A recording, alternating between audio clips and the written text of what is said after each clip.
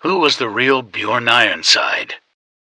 Bjorn Ironside is without doubt a real character from the Viking period, a successful warlord and leader. He is sometimes reputed to be the founder of a Swedish royal dynasty that ruled over that country until 1060. According to the saga of Ragnar Lodbrok and his sons, Bjorn Ironside was the son of Ragnar Lothbrok and Aslog. Bjorn was the second son. There was also the oldest brother, Ivar the Boneless, and two younger ones, Vavitsark, which may have been a nickname of Halfdan Ragnarsson, and Sigurd Snake in the Eye. It is possible that the sons were adopted. This was a common practice by Vikings during the period. This could come about as a result of the death of a biological parent, or perhaps as a means of ensuring dynastic control. This is similar to the Roman practice where emperors adopted their preferred heirs. Was Bjorn Ironside real? Yes. He is first mentioned in 855 and appears in contemporary sources, the Annals Bertiniani and the Chronicon Fontanellens. Unfortunately, the earliest texts that describe his parentage and heritage date from around 1070. We know that Bjorn cooperated with another Viking leader to sail up the same river in 855 and fought against the forces of Charles the Bold. Although defeated, the defeat was not serious enough to result in Ironside's retreat. Instead, he took control of the island Oisel near Rouen and constructed a fortress at that location. The French under Charles the Bald were unable to dislodge Ironside's forces. By 858, Ironside swore fealty to Charles the Bold. This was not uncommon during this period of Franco-Viking history. Viking raiders would seize control of an area and prove extremely difficult to remove.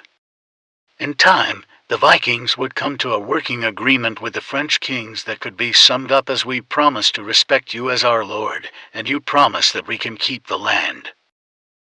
Round 858, Bjorn joined with Hasting to create a raiding fleet around Spain's Atlantic coast and enter the Mediterranean Sea. The expedition was most likely inspired by stories of the riches of the Moors, the Spanish, and most particularly Rome. The expedition met some success, but was also defeated in a number of encounters. However, in 861 the expedition successfully raided Pisa and Luna in Italy.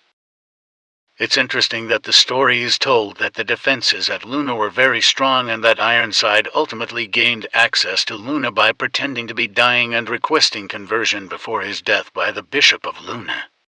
Ironside and Hasting may have mistakenly believed that they were at Rome. Viewers of the Vikings TV series will recognize that this story was attributed to Ragnar.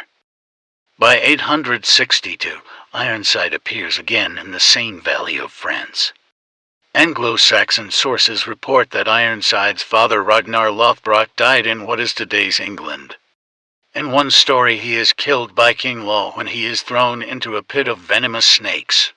In another, he is murdered in East Anglia after befriending kind Edmund. Although the date is sometimes given as 840, that seems unlikely, as the Viking invasion of England by Ragnar's sons takes place in 865.